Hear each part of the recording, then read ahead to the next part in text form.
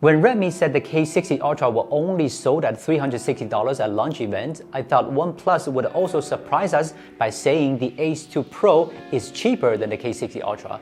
As we know, it's still a bit more expensive, but you can get the Snapdragon 8 Gen 2 phone for just an extra $55, which is one more nice option for those on a budget, I think. The accessories in the box are pretty good. Apart from the basics like the card pin, charging cable, and a manual, the OnePlus stickers are still there, and so are the UV-activated glue protection stickers. My favorite is the silicone case that comes with it. The build quality is great, much better than the case for K60 Ultra. The charger is also a surprise, not only with Type-C port, but support 45-watt PD, QC, and BC 1.2. I honestly don't have much words for the design of Ace 2 Pro, not because it's ugly, but tired. You recognize it as a OnePlus phone from a long way, but you'd never guess which model it is. It looks almost exactly the same and feels almost the same as previous models. The plastic bezel doesn't make it any lighter and is nearly 9mm thick, and this time the volume buttons and alert slider have swapped places, so users who have OnePlus phones may not be able to get used to it soon. While there are no surprises in the design, the good news is that the daily experience has been improved. The fingerprint recognition has been moved upwards, which is a huge upgrade for the 6.7-inch phone. There's also the Android largest vibration motor on this phone, which is pretty close to an iPhone kind of feel. There's bad news as well, that's USB 2.0. If you bought the 1TB storage version and use USB transfers a lot, you will understand what a pain in the butt USB 2.0 can be. The screen on the Ace 2 Pro is from BOE and it is their latest Q9 Plus panel. The resolution is 1240p, which will be a bit sharper than FHD Plus screen. It also supports high-frequency B-type dimming and looks like it's a better screen. One more feature here, the phone is operatable even when there's water on the screen. But don't think that it supports IP68, OnePlus didn't say that. You will still have to pay out of your own pocket if the phone breaks in water. As you all know, the main reason why the Ace 2 Pro is more expensive than the K60 Ultra is this processor. Snapdragon 8 Gen 2 is still the strongest processor for the Android, and Ace 2 Pro chose it to get the strongest performance as well. There are no anomalies in any of the benchmark scores. Stress test performance is average and still suffers from overheating and downclocking. Genshin Impact was recently updated with an underwater area, so let's go underwater for this playtest.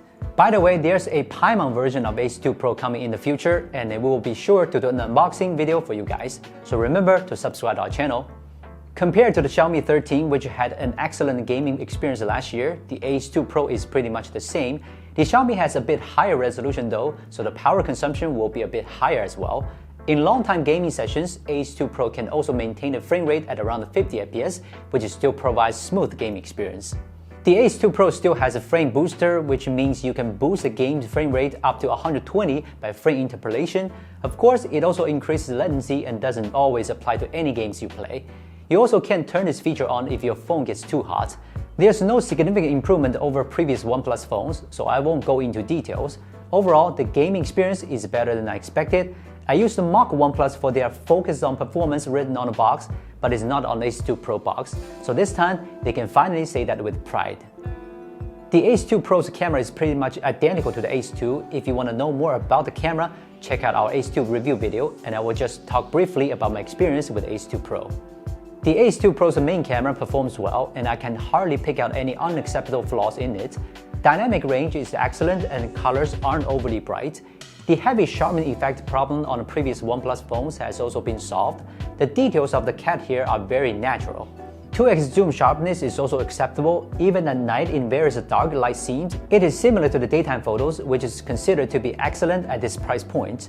Just the 8-megapixel ultra-wide camera that's a little short in terms of clarity. All in all, the previous OnePlus phones may not have had a very good camera performance, but since it's back in Oppo's family, the camera algorithm has been significantly improved, so most of the time you can take a decent photo with Ace 2 Pro. The Ace 2 Pro's charging power has also been upgraded from 100 watt to 150 watt. Less than 20 minutes for a full charge is shockingly fast even by now. The battery capacity is 5000 mAh and the battery life is pretty good, about the same level as a regular 8 Gen 2 phone, so normally it only needs to be charged once a day. The Ace 2 Pro actually performs well in all aspects. My only complaint is that there's no telephoto camera and the ultra-wide camera is weak, but it doesn't matter because the main focus is still the performance and the price is pretty good. I know a lot of people want to know who is better when comparing to Redmi K60 Ultra. So remember to follow our channel. The K60 Ultra review video will have the answer for you. I'm Will from Gizmochina. We'll see you next time.